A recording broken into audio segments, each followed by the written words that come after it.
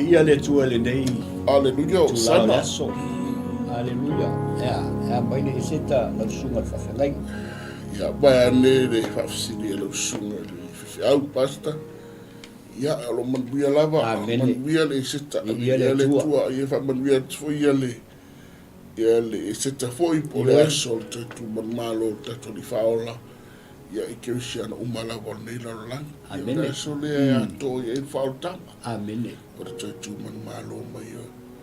Ia le tua. Ia i whawhasini le sunga le whiang. Ia. Ia lava mea uma. Alo. Fo le tua. Alo le usai. Ia. I tawhitawhane o le au ona le tua le sunga fo i le apostolo. Sunga ia Soni ropati e pole fionga fo ia misa. O le a veailo u leo e fai fo i masui o le laulau a fono. E au ona matou whaatalofa atua ia te oe Samoa, o whea lava, seitu, waipano o lo e maua mai e nei polkalame. Ia o le tatou polkalame lava le nei o le Laoai O Le Tupu. Awalatu i le ala ata, po le ala leo fo i ale Global Kingdom TV. Ia. So fua maua ia te oe Samoa le nei tai au. Manatu, sa tatou whiangai ma le wha manatuina fo'i o le tautinga o Yesu Keriso le sa tauro ono o i tatou lava. Amen. Amen.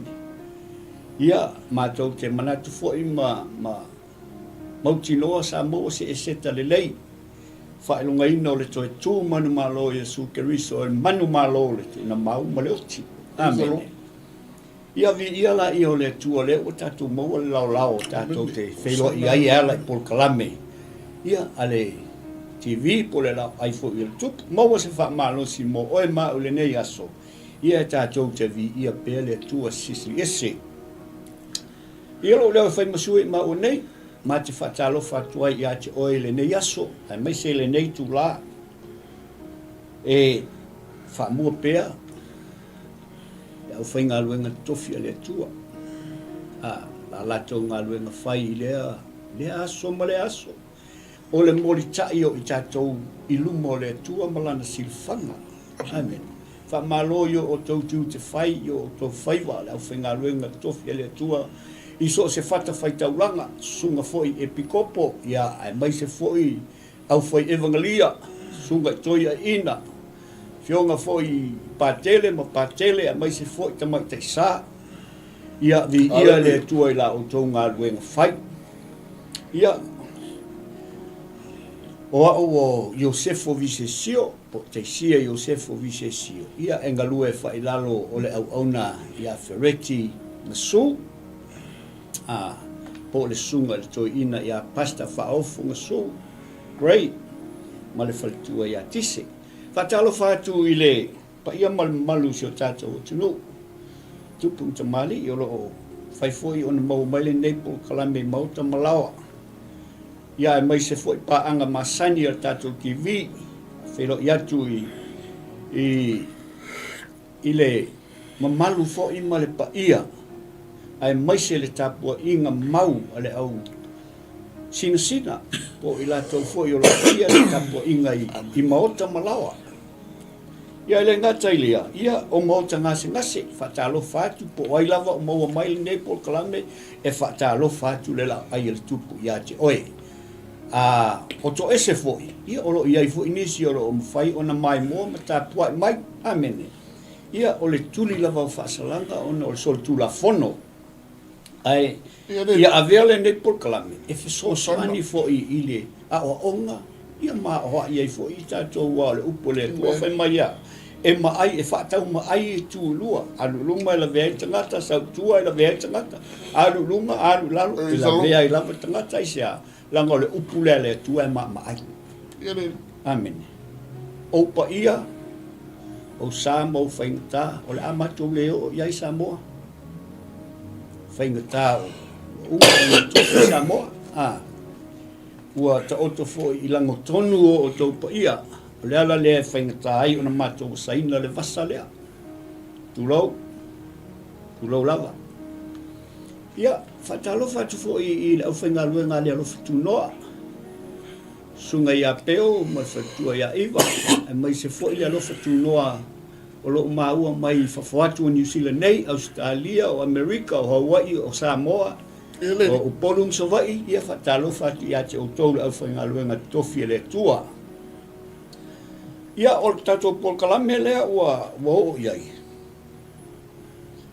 O le mata upo iwa o le tusi o eseta. Amene. O le mata upo iwa lea o tato o iai. O i lea ua whataunu o mai lava mea. Na tato sa vali mai ai le mata upo mua se i o lava i le mata upo iwa. O i la lea ua taunu o le taunu unga lea. O le taunu unga lea. Awa. E tele ni mea e tātou te fia tala no ai. Amen. O lea ua whaatino ma whaailoa ma establish le manu malo o le nuku o le atua. Amen. A tātou sāwariwari ai le tala ma tātou whaitauina ma o auina ai tātou. Sā le iai manatu o le nuku o le atua e manu malo i la tau. Ai sa tu la i lava. Sa tu la i lava ma o le fatua tua ma le tu mau. Fai mai wa endure. O le mawhai e ui ina tinga ai sa tu mau lava i le fatua tua i le tua. Ai tato mana tua fu. E le o ta ua lava le tua i le tusio i seta. Amene. Ai ele o lai ngā lue a le tua. O lo o ngā lue lava le tua le melilu. O le atua lea. Ma wha amua mua merete kai, ma e seta. Le tua lea. E wha whewhea la o na le manu malo. Le nu o le tua pe a whai o lai wha amua mua ma tu mau ai ai. Moro te kai, ma e seta i le atua lea. Le atua le o wa aia. Ai o lo o ngā lue o ia. Amene.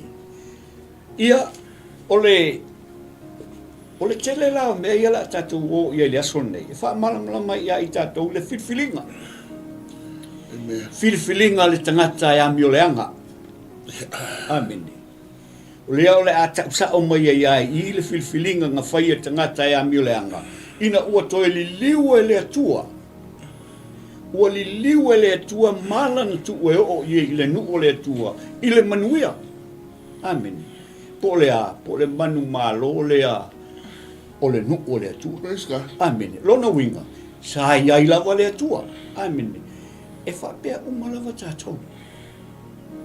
E whapea uma lava tātou. O se mea manga ia fo i lea ele amatainga tātou mata upu. Ia tātou mautinoa. A whai o e whaatua tua i le atua ma e tū mauai. Ia e mautinoa. E ai mea e li liu e le atua mō oe, mō au, mō lausunga. Amene. Ia o le a tātou sa valvali la. Ia rei. Kako sa valvali i le mata upula mua mata upula le iwa pasta. I le whaitawina mai o le whai upu mua se i o i le limba. Amene. Tātou wa ai i ngā yo inga ia o te tupu. E whaailo ai le awala i le manu malo. Sa tātou moli mawina, le aso walai le astona i asa o le awala le o Yesu le sa taulu. O ne ingalo le sa taulu.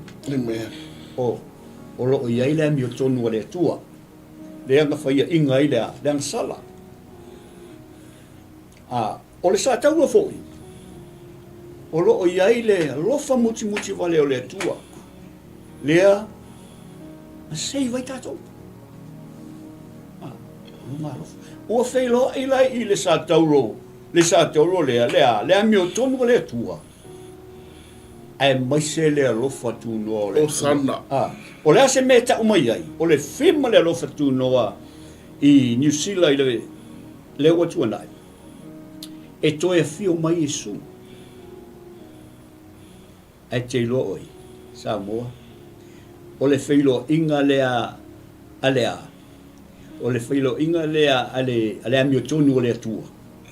Ma lea lofa tunu o lea tua. E ta umai ai. E toi e fio mai Yesu. O sana. Au ni ngalo ia o e to fio mai e su pasta. Ia, ko ku ia sunga fai to mai ai se me te fio pa ia ia. Na, ia le thimo le ta ta.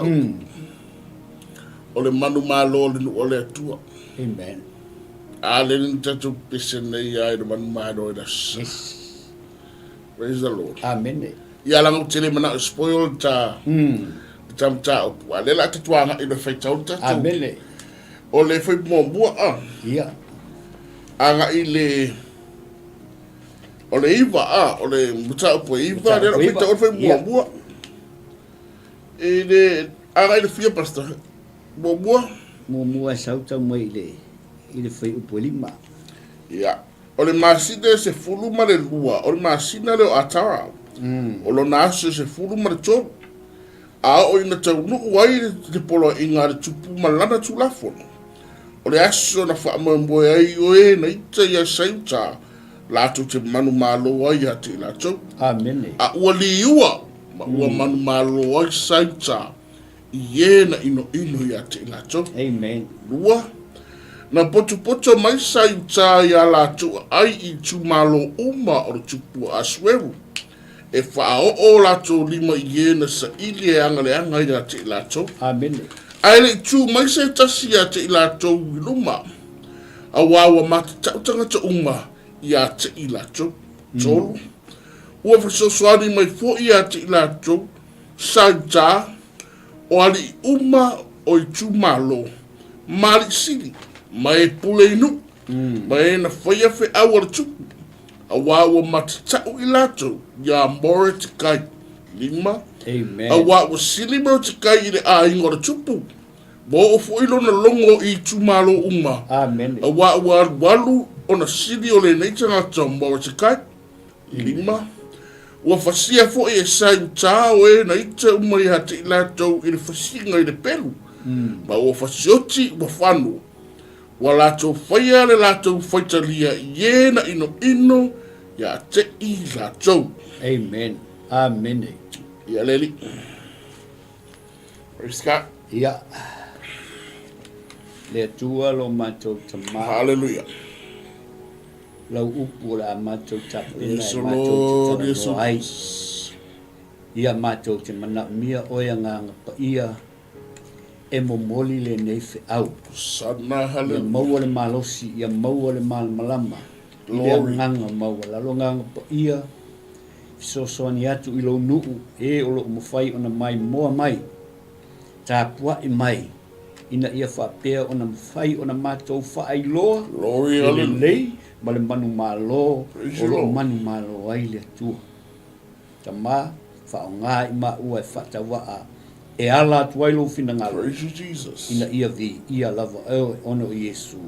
Amen. Amen. Amen. Whai mai o le masina e se furuma le lua. O le masina le o atara. I lo ngā so e se furuma le tolu. Amen. Lea ngā. E tā ua tele. Ka ua ia la so furuma le kolu lea. Langa ua tusi i fea. I tusi o le nuu o Persia. Amen. Ai se ala me tā ua ai le aso lea. Awa o le aso lea ngā filifili e Haman.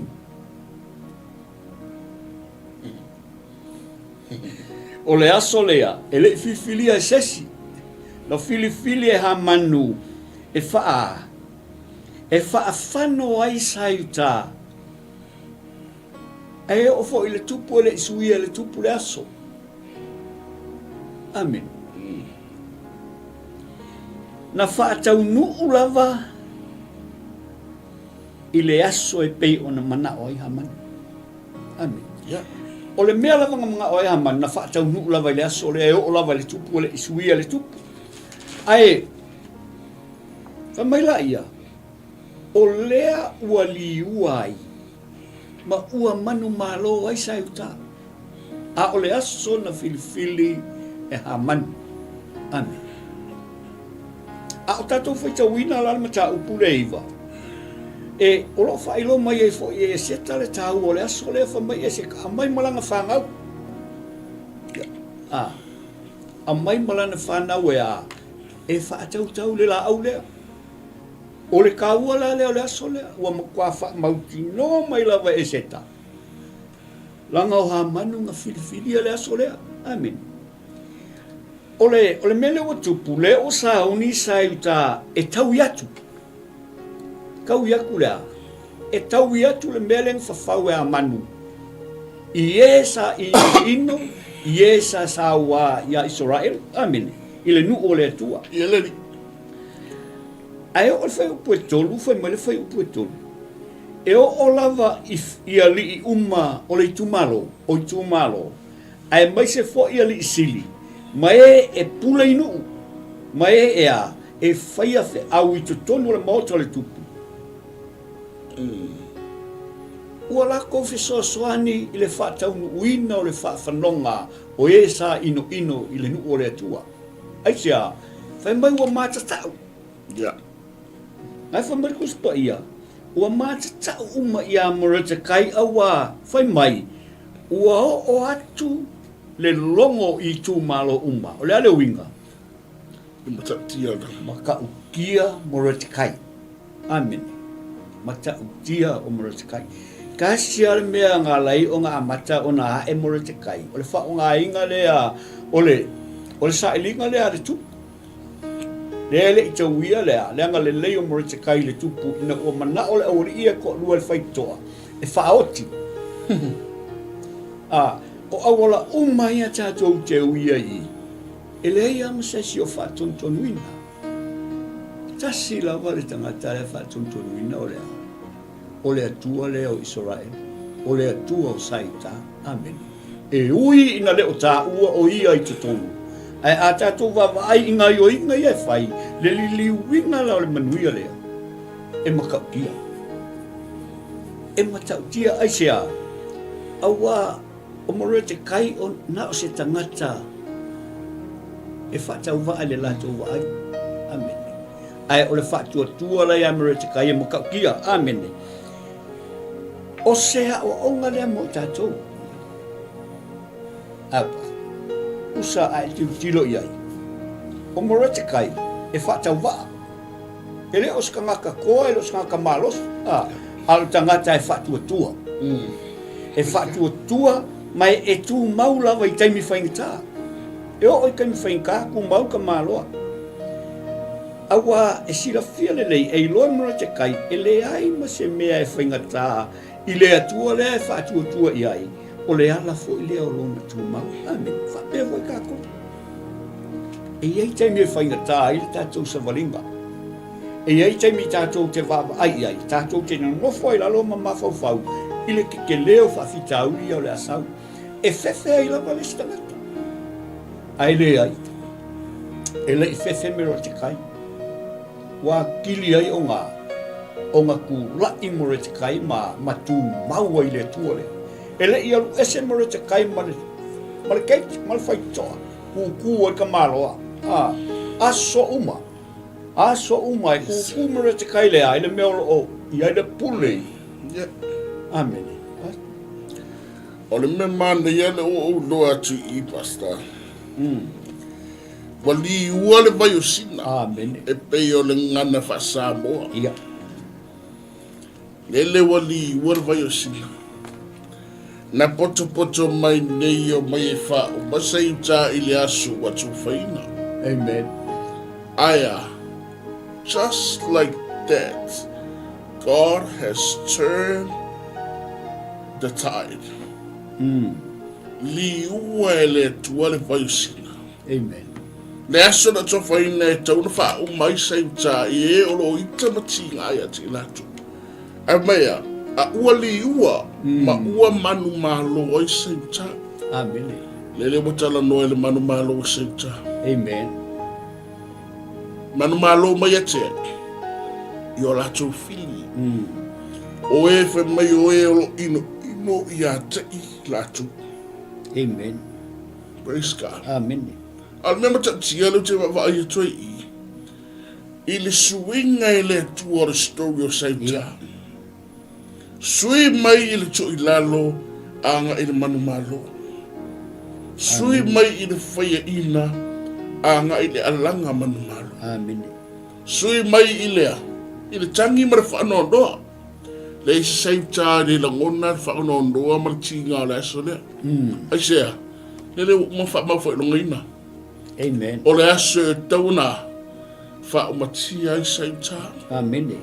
Ai te lo e le tua le o Mordecai. Le ana atarun amata mai le nemta upota tu talanoa o le tua pule au. Amen. O le tua o le ombua. O le tua e pule me o malawa. God is in control. Ever since the beginning, the first chapter of this book of Esther. Amen. That we see that God is in control of everything. From the moment that God appointed Esther to be queen. The moment that Mordecai became a leader or a doorkeeper. Yeah. Everything is working under God's control. Amen. Elenga loya usalamore salamarto. Ora no fwali ia le tuo fatu mawina lang. Amen. Pe no ta o for the king. Ora no fwali ia de pukane sale lo faithful. Yeah. Dangora wali ia nga. No mai e se no fwali de pukane sa. Ko inga wali ia. Yeah. Amen. No fwali en kuresa ifo elelea. Pala. No fwali ia tariu ifo pala. Amen. Le ora wali ia.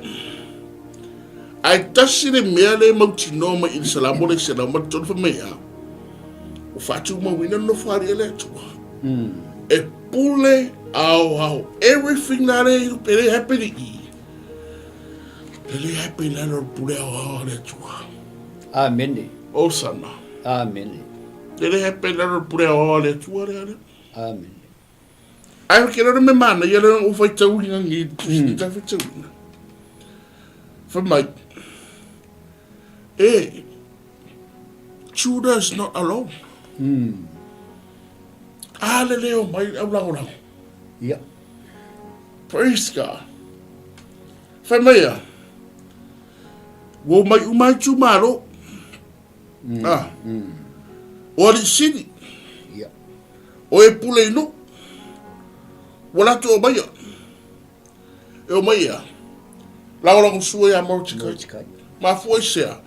La ga fa maya u fa e na Mordecai. Yes. Let's see them man ya le ta otini. Not only Judah has become victorious. The story has changed. Yeah. Not only that, but Mordecai has been exalted. Praise the Lord, hallelujah. Wa fa'aya inalea. Tangata fa'tua tuwalan tanoi pasta. Amen. Tangata ya sailia loto mawala lore tua. E hui a yu fana afia le fidi, mama aia le fidi ea. Yeah. E te mo fai fa'au mai ia Mordecai ea. Sailia manu malo i lalo. Amen. Ara le mea lele. Lele wo mai tangata. Praise God. I say, God has exalted this man. Yeah. Praise the Lord. Amen. Ele ore ata foi na keni de wo macho. Ore ata li fire ina. Amen. The exalted son. Talo no ia. It's what he found. Amen. I put me man yele. Amen. God has changed the story around. Yeah. Wala ngolong sua tangata ya Mordecai. Mordecai. Fire ina. Mana yele sona le mai Mordecai. Yeah. Mana yele sona le tatu learn mai. Ele. Amen. Ele oni tangata le tu ale le musapuku maka. Amen. Lango tangata sa idi maloto mo wala lor man malo. Amen. Osana. Amen. On mangai yon nga pas. Langa. O le tala noal fai upolima, fipiki ang mahal fai upolima le fai mai. Fai mahal fai upolima. O fasia foi sai ta o e na itsa umai ate la tau ni fasinga i peru. O fasioti wa whano. Wala tau whaia la tau whaitalia. Ie na ino i ate la tau. Ua la tau whaia la tau whaitalia. Olonga winga. Olo o pule I lātou, I le lako fasi le fasi a. Amene. Awa, o le pule la waia e seta ma morete kai. O sana. Amene. O la waia i la o le pule. O la waia morete kai le mama. Le mama le mau whaelonga inai. Mea umalava e tūsia e morete kai. Ma e seta. A le whamai whai upori ma, ua lātou whaia i le lātou whaitalia. Lale winga, o sa roto. Wa le toi whaalongo i sesi, wa le toi whaatalitali i sesi, ai ua lātou whaia la lātou whaitalia. O le whaitalia, o se upu whaelele, le uku waku la wanga ua pule oe. Amen. Ma ngai ai o le melea, ai akako vaila i whai mai whai upo i onu. O le whaitalia lea. O le whaitalia lea, ua tau ia i lātou i e sa ino i a 𝚟𝚒𝚍𝚎. Amen. O le whaikalia lea ua mawhai ai o na lātou ngā ioi e whasioti ma whaafano i lātou umalawa. Na ino i a 𝚟𝚒𝚍𝚎. Ai whamai upo e fitu. Ua whasio ki umawhoi ma le whanau e ko se fulu a hamana. Amene. Le ua ko se fulu la wali ia ua whasioti umai. Amene. O inga ua uma ona whaia tūlanga ia e le nu o le atua. Whai mai. I le whai upa sumalua ua toe whesili fo i le tupu ia e seta. Amen. Ua koe whesili fo i le tupu ia e seta. Pei ai se isi mea e mawhai o na ole atua i a te ia awa. Na te avatua lava. Whai mai a whai upunga sumalua pasta. O na whai atu na o tupu i le masiofo i seta. Ua whasiotia. Ma ua whaamutia e 𝚟𝚒𝚍𝚎𝚪 le maoto tangata e 5 sena. Atua matari o hamano e Josefu. Amen. Se mea wala tu whai e isi tu malo umortu. O le nei. Se mea e te toi ole mai ai. E awatua ia te oe. Foi se mea e te toi whaatonga mai ai. E whai alawa. Amen. Amen. O lea ua toe ole e seta i le tupu. Ai whamai le kupu. Whamai le tupu. E ia si mea e te toe ole mai ai. O le same vision ma le mea na whai e le tupu i tamaftanga. I taimi o tautenga, taimi o talisuanga. Na whai e seta. Mo le tupu mo le te kai. Amen. Whamai lai o tupu. E iei fo i si mea te whaatonga mai ei. A whamai kari e seka. I le whai upo sutonu. Whamai kari e seta. Pe a le lei le tupu. Ia tuina fo i tae au i 𝚟𝚒𝚍𝚎. Amen. O e Susana. O ne whai e pei o le tulafono i le so. Ma ia la tu whaatautauina i le la au. A tari i o hamanu. E to atino a ngafu. Amen. Wow. Whamai se ka kupu whaapopo mai se siaso. Whaapopo mai se siaso se tasi se i matua ki lia ai. Amen. Ki lia umai e na ino i a 𝚟𝚒𝚎𝚪. Ai mai se lava le whanau hamanu. Ona, whamai laia, o ngar ko se furu lea, e iei fo ele lako ngai o inga nga whai i tu tonu. A o pulero la tau tama. Sa iai fo ia lātou ngai o inga whai e makua le anga lava. A leo mga o e seka. Amen. E kilia o makangaka. Amen. E kilia e se uma ai se a. Langa, e le mana o e se tai alu ai pea, le mele i tutonu a o mau lātou i tutonu o Persia. Amen. Whai mai la i o le kupu. Mai la i o le tupu. I fai upo sulima. Pasta e ke fio se mea i le vai. Mai fai le tupu i fai upo sulima. O na poto lea o tangata 𝚟𝚒𝚎𝚪. E olo o i Susana. Ua lātou whasioki fo i le si tolu se lau. Tolu se lau o tangata. E sa ino i le nu o le atua. I lātou uma olo o i tutonu o Susana. Amen. Hallelujah. Ai, fai upas fulu ono. Ua whapena fo'i ona whaia I tū malo uma. Fitu suma lima afe. Ola te leo tangata. Whamai ele o Susana ngā o Susana. O I tū malo uma se laulu suma fitu o le malo o le tupu. Whamai ua fasi fo'i I lātou uma na ino ma manana o e whano le nu o le tua. O le au whai e fitu suma lima afe. Ua whaumutia I tū malo uma. Ai o le mangai ai o le mele I le whai upu lea pasta suma le uma whamai. Ai lātou te le I vetea le oa.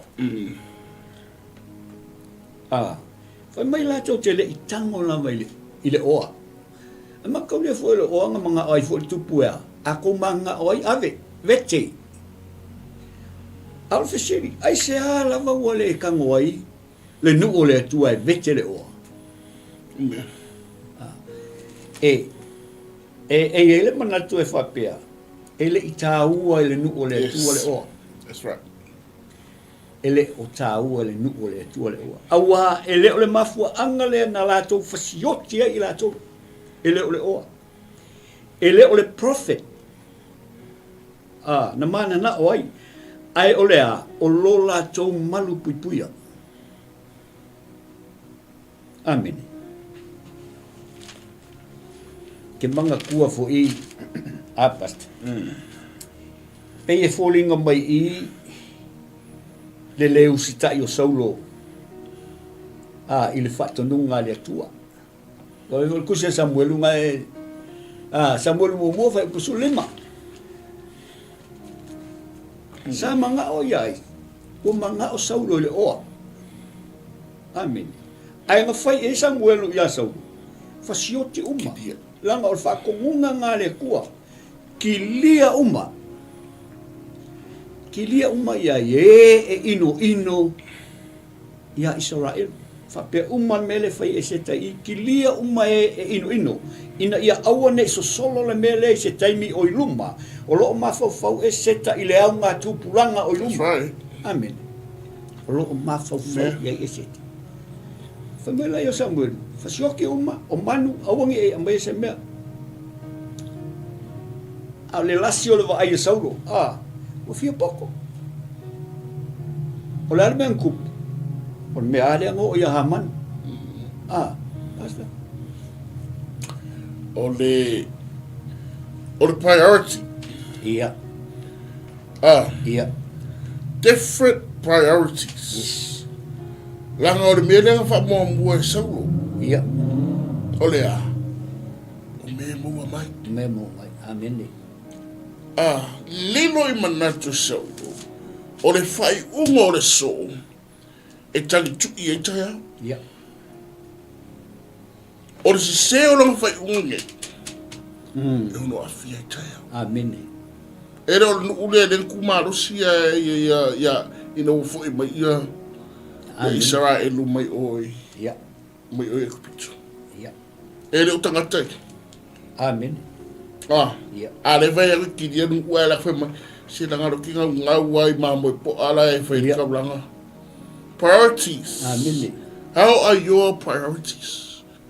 O mai lo fa mo. Langa e mawhai fo iang ka kuo fai ringa ruenga le tua.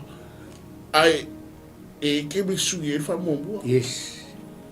E iei le ke mi mwhai o ngā lape ai, ma side way le tātou priorities.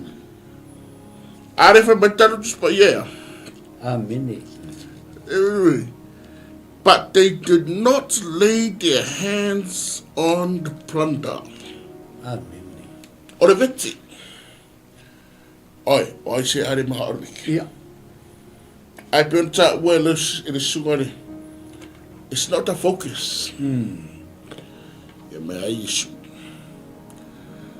Se are o ngā tangata na te maua mea ai maua ilo na hola. Amen. O le are o ngā arum kino ngā mea ai. A lot of people have sold their souls. Yeah. They sell their souls because of what? Yeah. Of this. Ai vai te no tangata pepesi tangata pasta. Ne pe ai si tatu wharo taramu. Tangata ia wa, tele tupe, tele ia fans, followers. All these people, everything comes with a cost. Yeah. Hallelujah. Hallelujah. Leli. Hallelujah. Ayala ina wari ka koe foi mai i ka ku side away e se mane. Au i. Fitu se fu di ma fewa. Fa matia. Amen. Lono winga o le vete foi na re ka ke i. E mata chia. Amen. Ai fa mea ele iai se sai tana. Na iai se manatua te siri de vete. I said that was not the focus. Amen. Na ngai fai vea ka ko vea fai ka fala vela we sambo. E fai fala vela we ai man be fai pisilisi a we ko. E we ko. Bore ke wala leila yo a inga ala wa. Fai pisilisi a wasa ke mun budi. Yo. E re fa pera re atare no vai. All the focus. Do not lose track. Yeah. Awang e ka ko side ni ka ko sideway. Ka ko lose track. Onga o mere fia mai fili. Onga vete. Langa mfayanga na tosi ngo fia fa pokunga ka ko kele ko di ma ko me. Ku pera wari e ka mo fa makia. Ai ka ko ya o mere vete. Kero oi. O isi a wala sa o le fili. Ai o te fa fitai o wiere nu o le tu. One focus, one goal, one purpose. Clear the enemy. Amen. Destroy the enemy. Amen. I say, langa ore man wia tātou te whaiane. E mori mawina tai au. Amen. Ale leinga lea inga. Ale leinga lea inga ni. E tala fia ma, pati di mai a tai au. Amen. Down bere le whano ai ma fia I believe pastor ngoro e ta wasa. I lo te tronunga o I ale te anfo ngā makai ngai fosa. Yeah. O I ana amate rona whai foro le no whai ngā sauro ai sea. O le mea wanam nau i lona roto. Amen. Amen. Why you open that door? Do not open that door. Amen. Keep that door closed. Yes. Keep the door shut. Mai le to telo tangata I fitu se voli mafe tangata u whawharoina. Amen. No winga o nei tangata umai ngofu me ko kingo keli. Ai le ai se sautanga. Ngā wai la koe mai se vete. Amen. Ai se em whainga o fwoi tamai tai le te ia le. Le ainga le. Amen. E ma whai whaina o fwoi toi ina le te ia le. Le tu ainga le. Amen. Tanga tai mahalosi. Whatutua. Amen. Praise God. Do not lose track. Awangi sideway la tatu baba ai le tua ono. Le planta. Ele la fire planta le fa. Po sarka ku baba ai. Amen. Kele yo. Na nga fai ngai fo ya de di uta. La go I fi fa nga me fidi. Yeah. Yo kala ya sola I will make him an offer that he cannot refuse. Ai ui mai whapea? Yeah. After you in order to 84 trap. Amen. Amen. Ni ki o fole upu fole tan no so ai. Me sa le vete. Yeah. Me sa le vete. Manga o for why hard. Amen. That's right. Ele o mele lei. Amen. Langa o le town full now tatou. O le oa. E mo fai ai o nga e solia le tulafono. Whapengale mea nga solia e saulo le tulafono le tua. O le lasi, o le vaai o mata, ai maise le roto. Amen. Le anga kupo ele whawhikauri. Mai o se le songa ngā mo i tātou le whontara noa tuai le au nā le tua. Aua nei a vea le lasi o le vaai, mata. Lau vaai le lalolangi, ma le manao o lau loto. Aua ao whaatasi mea ia lua, e dangerous. Amene. E very, very dangerous. Ai sea. Anga foi, e ke whai ai o mea ia. E ma whai ai o na ofi mailiti Apollo, e te whai ai awala, e te soli ai le tulafono. Ai sea, o le lasi o lau ai mea o lalolangi, ma le a, ma le mana o lau loto. O se le songa ka ua ke le mo kako. O le lasi o le vaai ma le mana o le loto. A le kupo i whawhitau. O le loto o se mea e se le whaingata. Yeah. Whainga, ka i o le loto. Amene. Awa e sa ili ai le loto awala. E sa ili lava e le loto pa e mana o iai. E sa ili awala ea. E soli ai le tu la fono. E le ngaka o kula fongo le malo, a o le a. O le upu o le atua, e ke soli ai. Amene. Rono winga, e te tau onu tātou whai te i e tūranga apasta. Ia le. Tu mau ni whatua tua. Ma e whatua tua i le tua le, awa e mawhai o ngā ia li liu winga mea. Amene. A mai e le tua le whai talia ia te oe ona ua si i lo tūranga. Ia e mana tua. Le tua. E awala e le si o le tūranga ma mea ia. E ke soli le tu la fono. Amen. I le fai upula es fuma le iwa lau sunga e nāpisto. Fai mai o le mea le na fai ai e saita ia me o sāvo i e. I whaua ai. O whaua ai e tala noi ai e le o kungi olo. Ai fo i e so ngu. E so o nuu i tu maro. O ai ngā le tala noi. Wala tau ka ua fo i le aso le o le aso me le lei. Ai san me ilo ai, langa lewa oli, ma fai tau sa minga, ma fe avea i ai tu faanga. Amene. O le me lewa kupu le aso le. O le ua fai lea, talisuanga. Le ua oli kangaka, makauria ese i nuu ia, ese o i susana. O Susana na kalo e se ta ile tupu. E koe wha popo se aso. Se ikilia umai. O ngu ia. O leo whai le lakoa. Wha manatunga. Uso leo wha mangaku ilea. Ile fia ma le oli. Ua unite kanga ka uma. Ma ua pei al mele whai kako sa mua. Waku se me ai esko inga ngani. Asu aku se ipu ngā esko inga ngari, ai mai se foi kua oi. O le winga ngā mea leo whai Israel, ai sea, ua unite. Ai sea, onga o le aso fia, ma le aso o whailunga ina, ua le lako ngā luenga, whikusu le mawhi, o makuaka, okolava. Amene. Basta. O le fesuia inga o tānoa. Amene. E whaingo whapea, o le fesuia inga o tānoa. Ia. A wakurika kau whololea ma a Amerika ngō wha ausire. Amene. La ele mene o whai. Ia ne tāua. O le nuu, o le ainga tutu whaatasi. I lalo, o le purpose, o le aunga, ma le matawha yo e tasi. Sauta. Amene. Amene. Sa o le sa o maku ainga le wa mani yasua. O la barkasi ka kuka. Pea o yaso luka biki. La barkasi kuka. Ia wafu e sa o koinga. Ia mai mai i.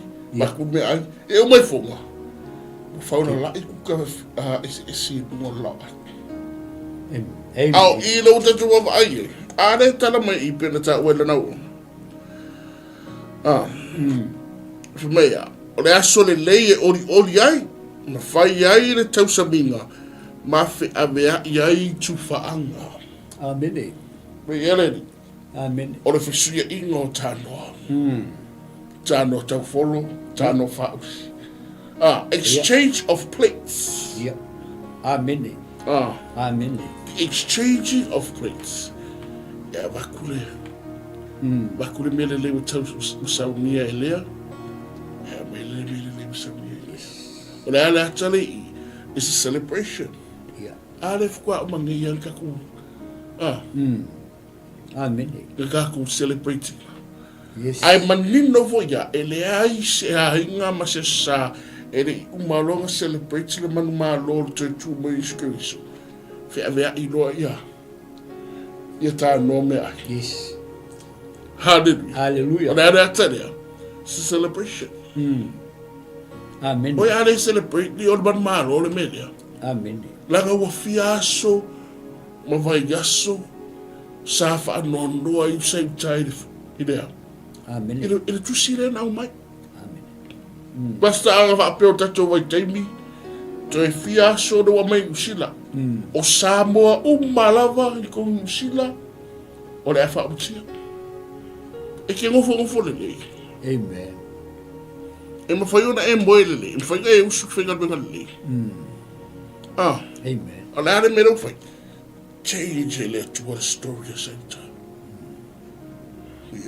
Amen. Ele ima se malosi e fai usu ia. Le se malosi. Ia au apera lo celebrate e inga dea. Salanga kapasta. Salanga. Amen. Suia le to what Samoa. Ole, o tau whaile au na e whae loa. Ole atua lo iai le pule au. Kasi ringa I thima tātou ole mata upule atu. Pe tā ua le suafa o le atua, pe le ai tutono le tusi lea. A whai o whaatua tua iai e seta, ma more te kai ma le nuko le atua. E mauti noa. O sana. E ngā ioi le atua. I lea, I longa a aola vea I o lea o whaai loa le lei mai I le aola vea I o le atua. Aua ne ngalo ia I tātou. Po le a le tele o whawhita uli. Tu maua I whatotua lea I atua lea. Amen. Whai mwere whai o polo esfulu. O ngei mea uma. Na wha mau uma la vai mora te kaima. Matutusi nei ia e wha mau I tu malo te tasi. Amen. Leo wha mau e mora te kaima e seta mea umangei. O ngā tufa lea. Tufa I tu malo te tasi se lau uasku malfitu o saita. Ua kusa lea ua tusia e wha manatu ai ia. E wha manatu ai I tupulanga. Tupulanga ia e wha ia. E wha ailoa ia I lātou. Le aola vea ia le tua I ona tangata. Feast of thanking God. Amen. Yes. E mawhai ai o ngā au mai le unity I ona tangata. Langa o le feast le mawhai. O le whawhitai le I le tua. Whamai ua oli. O whesuia I putau mawha. O whesuia I tānoa peo le whamai le au na le tua. Ai sea. Langa lea ua tutu whaatasi I lato uma. E lea o le mea e ngā le mna o I le tua I le kalesia. Yes. Amen. E lea o le mea na le mna o I le tua le kalesia. Ia, le se pona. E ai se ila. Ai atato vai tonu e kalesia. O lo I ai kele vai vainga. Kele whawhitau. Ia, mori mau le leile. Le tusi lea whai mai ua lātou a ai. Ua lātou whaia le vi inga ma le whawhitai I le atua. Ua māfua ai o na lātou tutu whaatasi as God's people. Tu whaatasi oa, tangata o le atua. E iai le aka o le paseka. E iai le aka o le paseka lea o lo tala noa ai. O le aso whalaile ma le stona. O le aso lea o lo tatou whamanatu ai mea na tutupu ia te ia. O aso ia e ave ai la tatou whaaloalo. E ona, o aso ia e ona I e tatou ona ti ngā ia. Ai o lona toi tu, wakako celebrating. Celebrate tatou le toi tu. Ai sea, Makaulia pe ona fai atu teimi o whano o I le sa taulu. Ma fei loa I ai lea. Le lofa tu no o le atua, ma lea, ma le whamasino tonu o le atua. O I le sa taulu e te mawai. Amini. They collide. They meet. Ai sea, langa, o leanga salanga mangalo I lea, il whamasino tonu. A o lea, a o le ritimo kako, nga maua I le alofa muti vale. Maka ia o le alofa le atu mai e le kosti a tatou. O le whailonga fo I lea, le whailonga mai ia I tatou. Amen. O nga ki ngā ina sifaleile mele sko ngā I maliu, to e tū manu malo, leo ka gofu, leo tatou celebrate, pei o nga celebrate, e tangata I o le nu o le atua. Lea, le latou tutu whaatasi ona o le ao la vea I o le atua. Lea la o whamana tuina mau a vea ma. Ma tau sa minga tele le aso lea. Celebration lea. Amen. Ile whaipure no sfuna tō runga apas. Oi le lua. No sfuna ngai lalo. No tai e apas. Ia. O le ele tala whaapea. O le aso na mapu ai sai ta ye na ita ya te ilato. Amen. Mapu. Le o mapu. E le pasi kwa ya mako e ta ole a fukisiri fia pasta. Mapu iti. Ia. Amen. Le o celebrate. E se wa mapu iti ngare no. Ia. Maua file mu apas. Dewa, maua file mu. O le sila mele le mana le masa ki on ka pisa fo ya I ta pu machu. Pemai. Wa o la so na mapuchi nga se ta I na ite ya ti la tu. O le masina foi na liliwi na ai mo I la tu o le whano noa. Ile ori. Amen. God has changed things around. Di ua mai le whano noa I le ori. O le tu ai foi meha. Amen. Le ma foi is whakaulai kunga. Yes. Le ma foi. Fia leo. Ia. Amen. Ma le whaavavau I le aso le lei. Ona ia whaia I aso, ma aso e whaia le tau saminga lele. Le no whana tau saminga. Le uwha manatu ai le aso tau saminga lea. Amen. O le puro. Ia. Tau saminga leo puro. Amen. Ma fe ave a ia tufa anga. Ma mea alofa I ye mativa o ki rare. Ia. E mativa. Wa mana ia le au moalalo. Wa mana ia le low class. Vi ia le. Ala ngor sawe Yesu le sawe. Ele sawe ngor au high roller. O san. Afe mai ai. Ele ngata o visu ya ia la tuta no mea ai. Afe mai ufa mea rofa fo ya au mati. Amen. Everyone is all included in this feast. Amen. Wa afia ya sai tauma. Mai ai le au mamai fatau va matitiva. Amen. They will include Umma. Amen. Asia. Se la ngai malo sia le tutu. Osana hallelujah. Pe fai mai o e whakau waki mōlalu. A wape o toto isora e runga flow lo tino. E kaunga e lango ngai ngare maputi ngā rea mai. Amen. Fia. Never kiri. Lo fai la o fai whakoanga. Laua wa ai whamanuianga. Amen. A le leva. Ala le wa. Wa le sa o ai lima le whakoanga. Amen. O le fai whakoanga. Amen. O se whaataita inga le leite le lea. Yes. e o au makikiwa i le tusi le tātou te whaitawina. Wha mai wo, i ei whamanguianga. Yes, mamana ia. E sa lea manga ia. E kei loe whapenga umal me leo kawa aia kua i Samoa. E o lawa i le au whaifa ato anga, e o le au whaifaiwa, ua o i ei le tufa anga lea. Amini. Ai sea, ole, Praise the Lord. o lalo le pui ngā le tua ma lea. Yes, so Lord Jesus. Ma leo i le tua.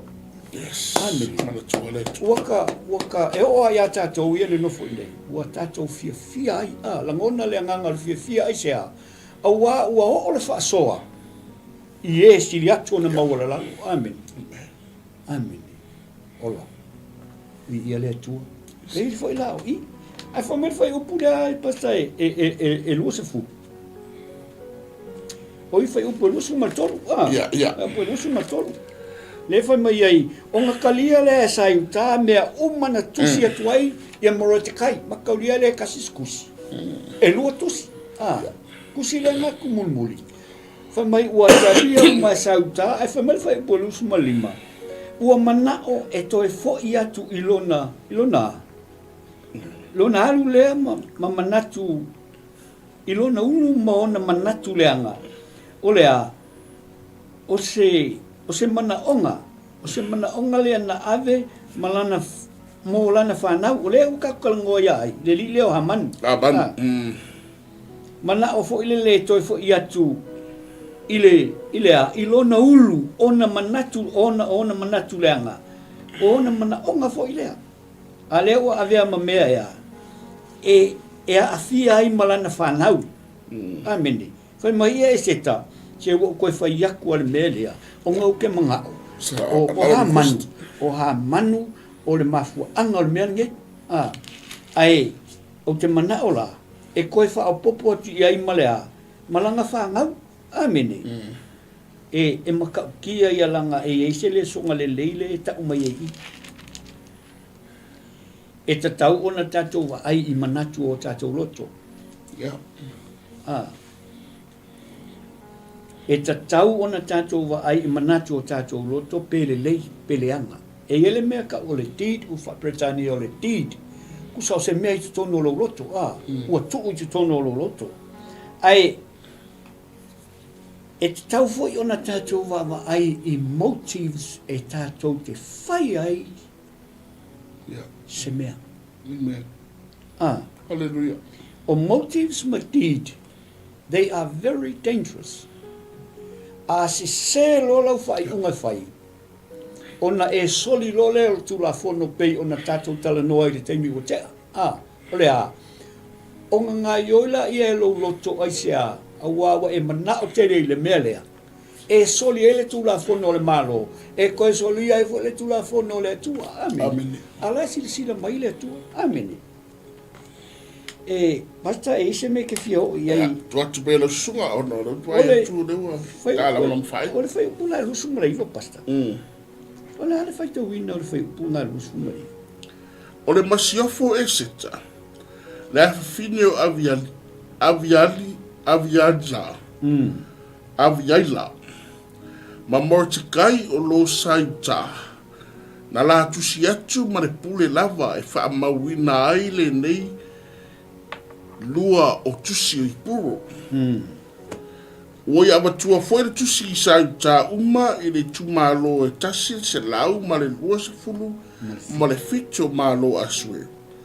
O upu a lofa ma le wha maoni. Amen. Ina ia wha mawina o ia o le asu. O puro i ona lavapu, e pei ona pule e mortikai, o lo 𝚟𝚑, ma le masiofo e sita, e ati lato, e pei ona lato whaatūwina.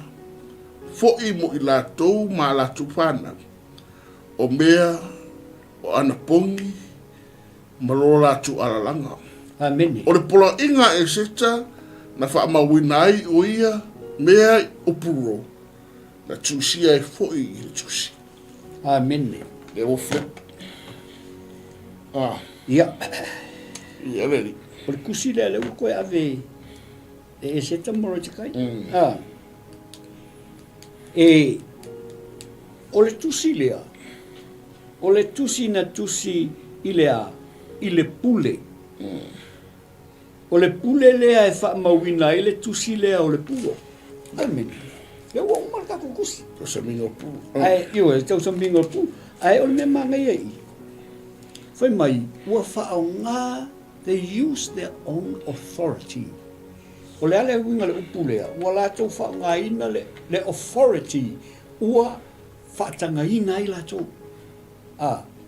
O le ale winga, ele o soli se mea le authority lea. Ele o soli ai se mea le authority lea. Ai se a. Langa lala kuke malama le leita ngata o le tua. O le winga lea, o le whai upalusu malima lea. O le deed, o le motive, e whae tete i eitatou. Awa a whai e mamā le deed, mamā le motive. A watu lo le pule i ate oe. Awa ne sui ai oe. A si ilo tūlanga, awa le sui ai oe. Amen. Peila al kusi lea, whai mai ua tu sia e seta more te kaili tusi. Aia, e whaonga ai le pule i la ua. Ai ele sili aku le la pule le tupu. Yes. Amen. Ia whae tete tātou le teime whae a hina i tātou le tua. Ai sea, langa e mawhai o na whaase se hina i tātou lau ai. Ai mai se lo loto, i deeds, ma motive, ma na onga o tangata. Amen. Ia, e se me kia pai. O le mea mana i ara tunu ai close i. Whai mai o tusi le na awe. O le tusi o upu o le alofa ma le wha maoni. Amen. Words of peace and truth. Yeah. Ele ise nganga whunga le wha apia ia. E ka mawhai e wawai e se inga le whainga mālotu. Yeah. Purpose Words of peace and powerful. Lera ka ua le kalesia. Yeah. Church, the body of Christ need to come in like this. Yeah. Ele ise a whi ise inga. Yeah. Ele tau damalai na whune wai taimi ngol tatu wa ai e me kau debates mau. Yeah. Yeah.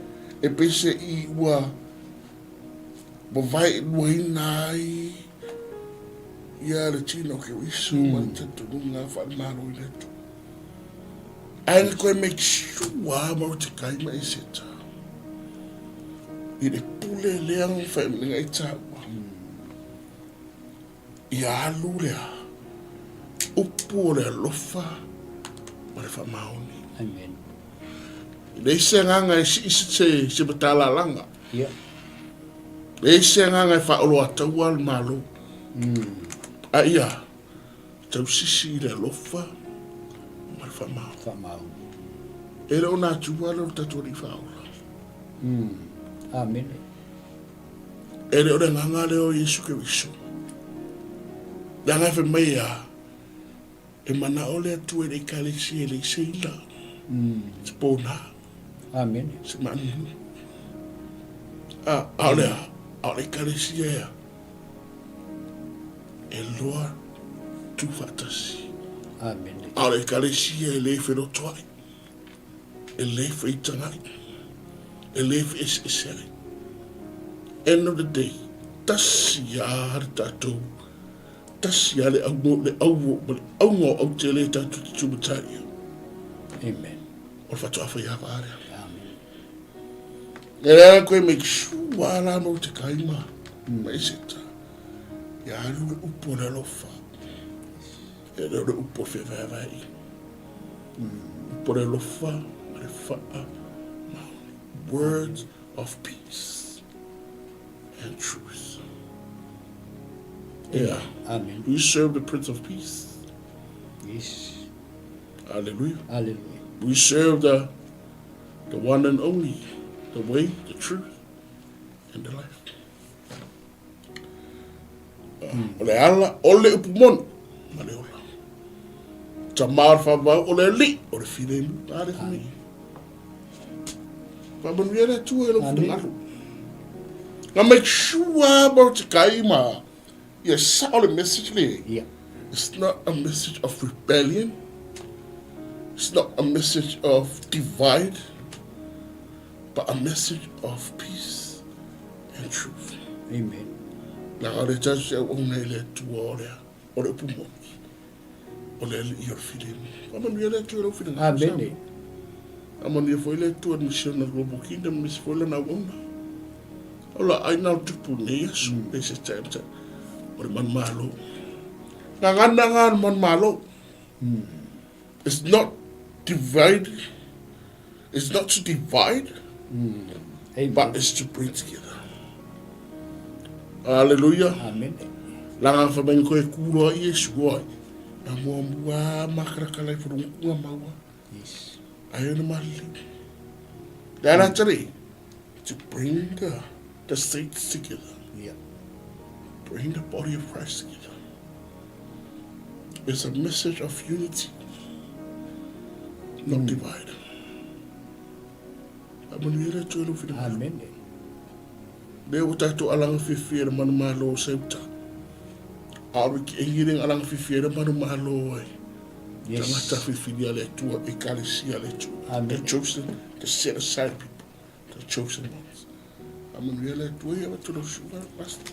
Angele, man, ele upumulelewa. Fembayo set aside people. What's that now? Tatou ua fatulanga ese le tua mai le lalangi o le winga le o tatou o lo lalangi ai le mai lalangi i tatou ani whakala i Yesu o le māngai ai o le tala o le trust saia e seka ma morotakai o le trust ele nu o le tua pena foi como e kalesia le sa mo le ona e ia kai me e se senga e fa fitau Jesus is not looking mo se far kua fa pena kasi al fal tua na o le tua ele se ina ele se pona ia o foi nga le tua me se foi sa mo lo fai ona mai mo mai le nei por klame matou tse mo le atu le nga ngal faftai mafuta mai ia tau ina ia avea le upu fola le tua e mau ai se fa malo si mo o se tasi fo i wa tau la ngona le fa vai ia o le upu le tua le fufua o le upu le tua o le upu sau i ona fufonga nga sau fo i nga i le lalangi nge i nga ia la vea i oe fa mai o liu tino tangata le upu le moni o le ala fa mai la i o Isaia o ia o le tua malosi o ia o le tamā o le whaavau